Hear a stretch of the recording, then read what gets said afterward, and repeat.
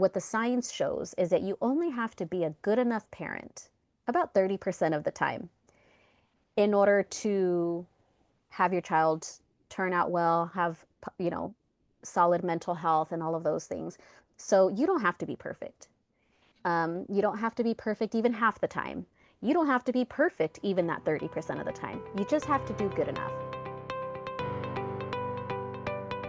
Welcome to Tune In, Bond to Bloom. Today I have a special guest on, Sam Espinoza, who is a service coordinator in AZIP with me. We actually have never met in person, but we were on a team meeting recently together, and we both share the love of infant mental health. So she is going to give you so much information on this, and I just really look forward to hearing what she has to say. So welcome, Sam.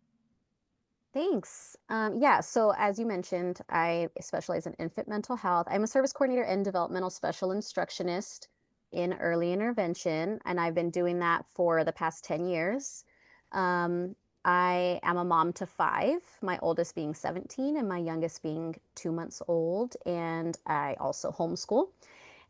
So when I'm not working, I am always with my kids all the time, 24/7. Um, but yeah, I've been in AZIP, like I said, 10 years. I've been with the same company for that entire time, serving very difficult areas. So I feel like I've really got to practice, put all of the knowledge and training and background into practice. So that's been a huge, huge passion of mine. Wow, I did not know you had 5 children. I knew you had a newborn. I know that's part of the reason why we hadn't met, but I did not know that you had 5. That's what a blessing. Yep, it's definitely been a journey because going from the oldest and I had her when I was 18. I was still in high school when I was pregnant with her. So I'm a teen mom. So I've got all of the experience and the range of everything in between.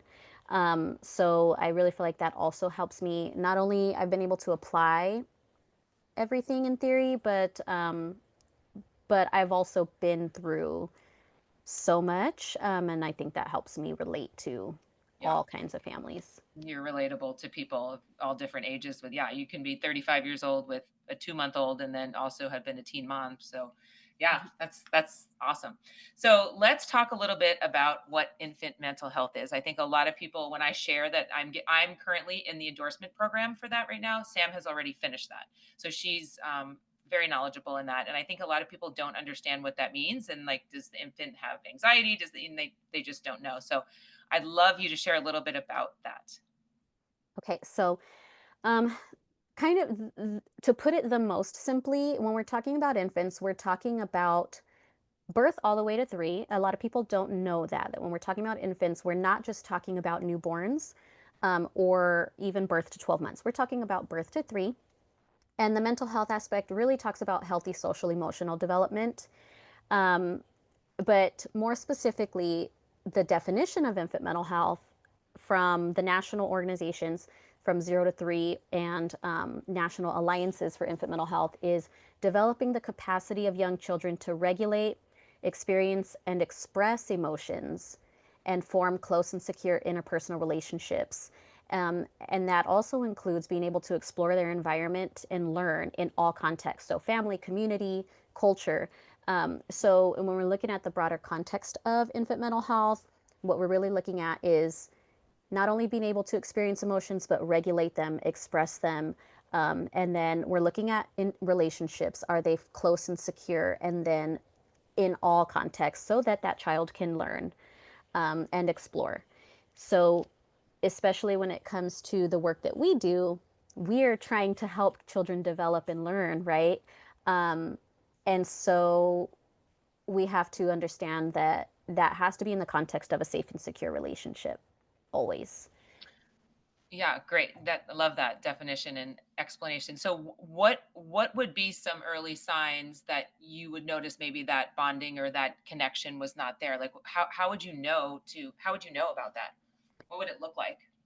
So, first, first off, there's the just understanding background about the family because there are certain things that if you know they've happened, you know that there's a possibility that bonding or attachment has been disrupted. So, certain life events, such as a separation from a parent, whether that be whether that be because mom got hospitalized, whether that be a death or foster care, whether that be parents had to go on a long work trip and baby suddenly got left with someone unfamiliar, any kind of separation like that. Um, NICU, something like the NICU, yes, NICU is a long, huge long, trauma. long NICU. Hmm. So NICU is a huge trauma. And then also there can be complicated births even, right? So if we didn't get skin to skin or, just a lot of medical things happening, even if they didn't stay in the NICU, birth trauma can still um, kind of hinder bonding a little bit. And then we also look at other events such as, or other circumstances such as neglect, abuse, obviously those big ones. But neglect is a lot more than like not feeding or changing the baby and things like that, because there can be that emotional neglect too. Right, So um, those are just some of the few, like when you get in there with the family, right? When you first meet a family that you might see and you might think like, let me keep an eye on this and see what this relationship is like. And then from there, we evaluate really the interactions. So I would be looking at the parents' interactions with the child just in their day-to-day routines and what does that look like. And sometimes it's like, what does that feel like? Because as a provider, when you go in, you may not see any like stark concerns, right? But you might feel that something is off in those interactions. Like right, maybe that parent is intrusive. Maybe they are doing things constantly at the child and not noticing that the child doesn't like that. So yeah, so aside from those really big events that we can usually we have that clue that there's going to be something going on and we can be proactive about it, would be the interactions. and I feel like because especially in AZIP, we're in there relatively consistently for close to 3 years sometimes, you start to develop that insight into it when you're in the homes consistently that maybe you wouldn't see when someone's coming to a clinic or somebody's coming, once every month to a doctor's appointment or once every couple of months to a doctor's appointment. Like we're in there consistently and you kind of see how things go over time. Yeah, exactly. Awesome. Okay. So, what are a few everyday practices parents can use to support their baby's emotional well being?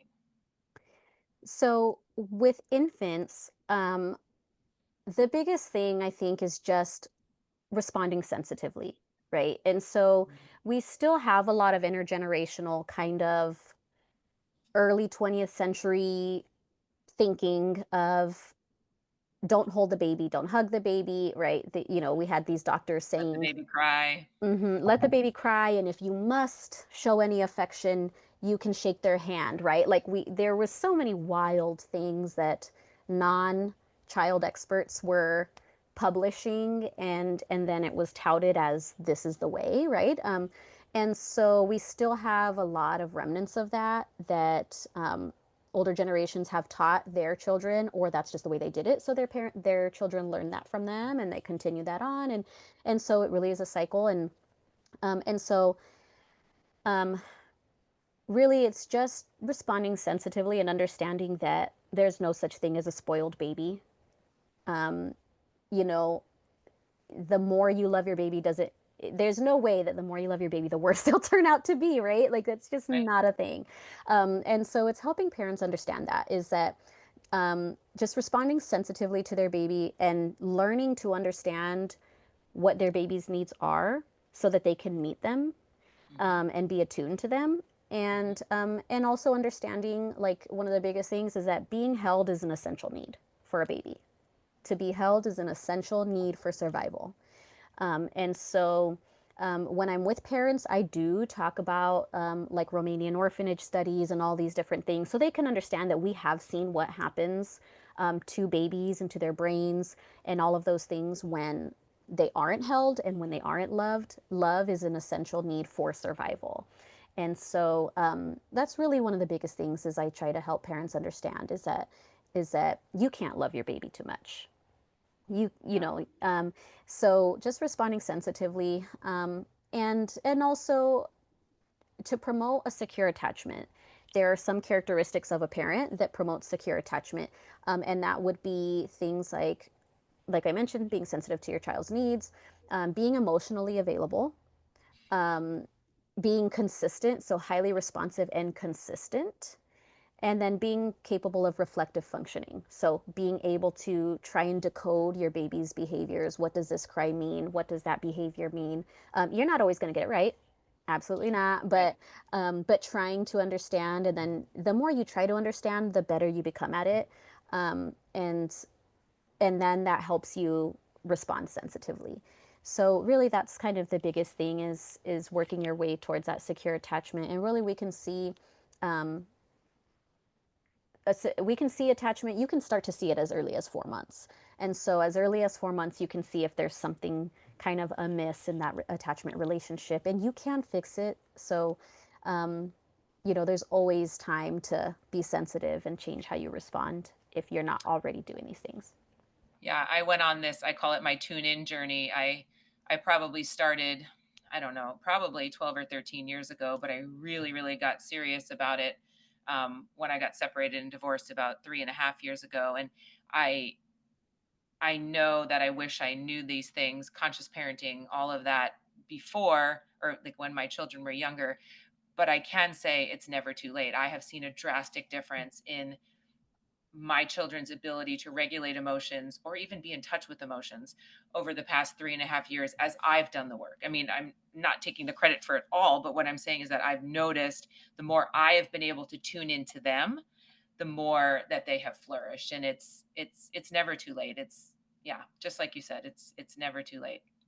Right. And also too, the more that because we co-regulate our children, like children do not learn, and kind of going back to the old school mindset, is this thought that children left to their own devices will learn to soothe themselves. And, if you just think about humans in general, when has a human who's ever been just left on their own to figure something out just known what to do?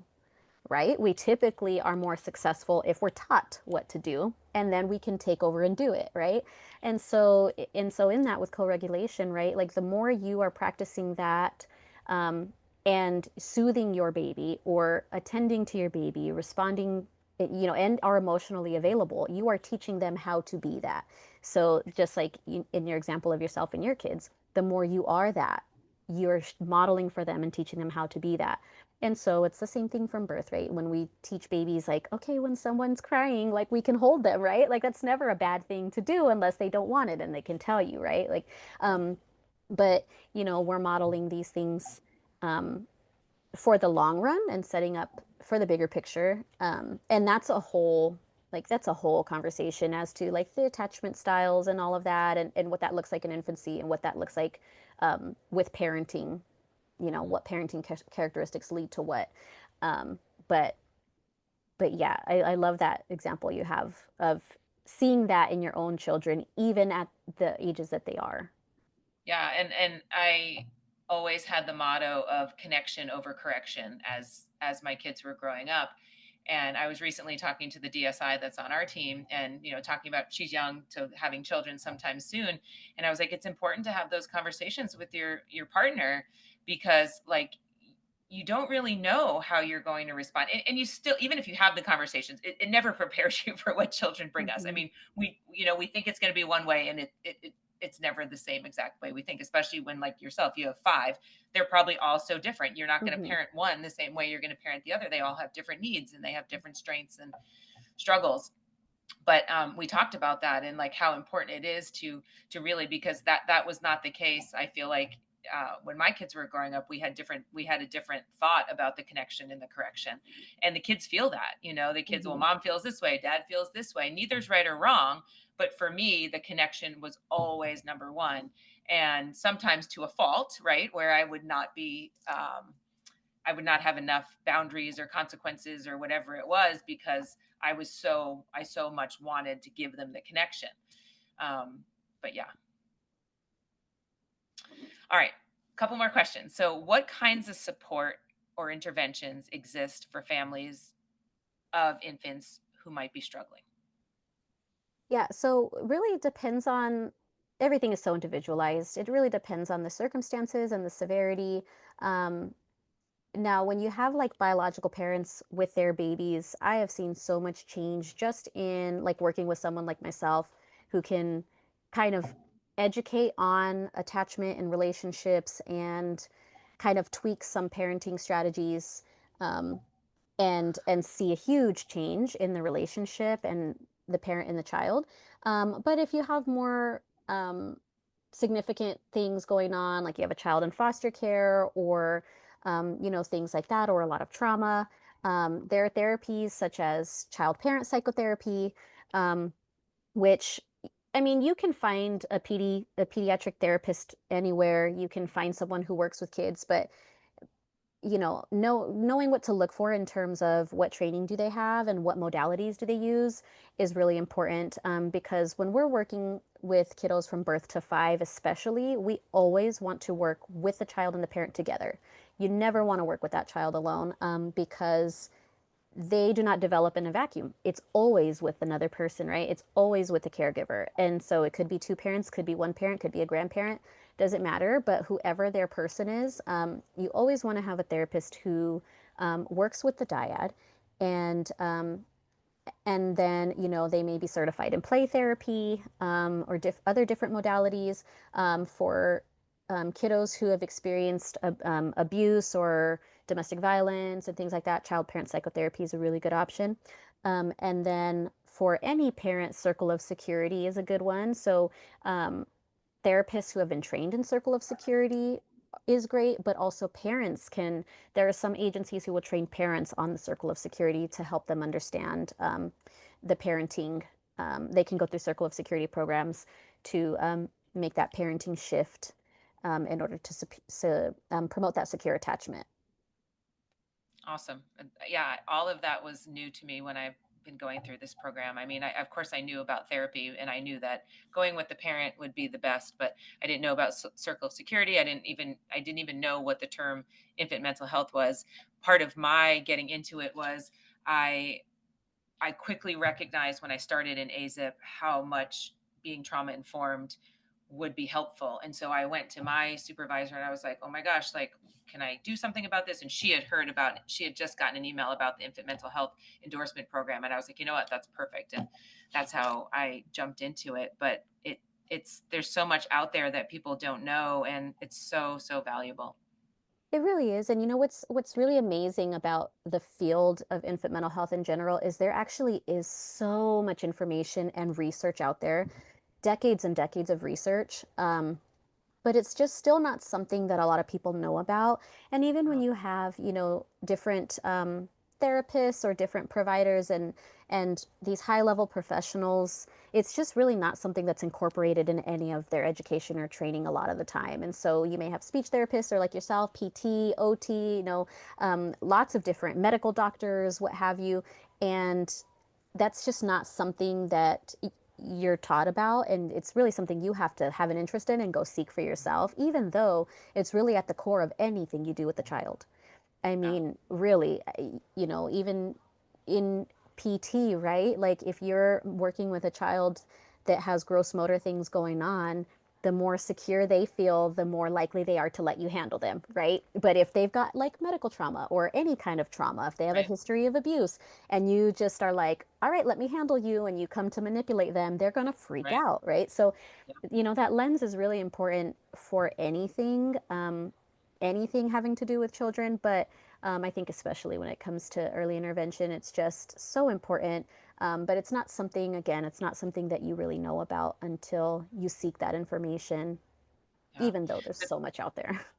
Yeah, and a couple things that I've noticed is uh, the anxiety that sometimes parents have, especially maybe their first child, and how that like dribbles down to the kid and just the interactions and all of that. It's been really interesting.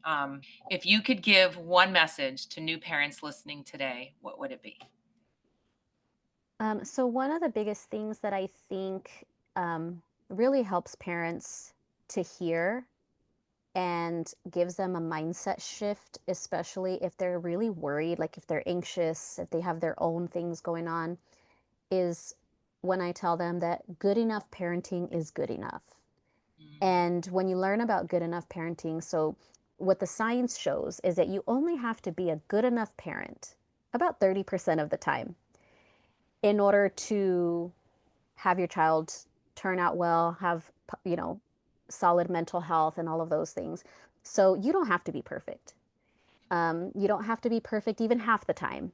You don't have to be perfect even that 30% of the time. You just have to do good enough, right? And that good enough parenting is good enough for your kid to turn out okay. And so that's a huge relief when I share that with Mhm. parents, a huge relief. And and then kind of adding on to that is also not to underestimate the power of repair, because even during those times when you're not doing good enough, right? When you make a mistake or you yell or you have that moment that you're like, this is not a part of that good enough, and I messed up. Coming back and apologizing to your child, or explaining to them, I was having really big feelings, I should have took a time out because I was having really big feelings. It makes a huge difference for your kids.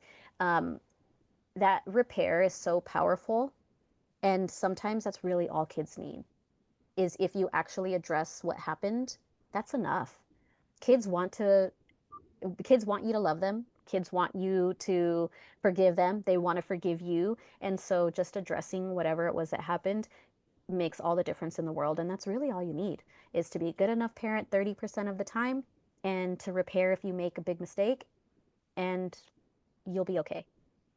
I love that. That just, I mean, I literally, I've heard that before, but to like hear it out of your mouth again, like I just felt like everything just like fall off of me. That must be so relieving for parents. And then the other thing about the repair is they don't want they don't want to feel like they have to be this perfect child for you anyway. So when you make a mistake, it gives them the permission to be like, hey, you know what? Mom made a mistake, or dad made a mistake, or grandma made a mistake, or not even a mistake, but lost their patience or whatever. And then it gives them permission to be able to do that. And then they can take that repair and go out into the world and show that to other people too, if they're being modeled that in their home. Mm-hmm. So so beautiful. You are a wealth of knowledge, and it was so good to talk to you, and I'm really excited about this journey. AZIP is so lucky to have you. All your families are so lucky to have you, and I'm really glad that our paths crossed. Absolutely. Yeah. I'm so glad I got to be here and kind of share a little bit about my knowledge and my passion. And hopefully we can chat again and, maybe touch on some more AZIP specific things. I feel like that's a very untouched, unexplored Yeah. realm. Yeah, I would love that. I would love that someday. Thank you so much for your time.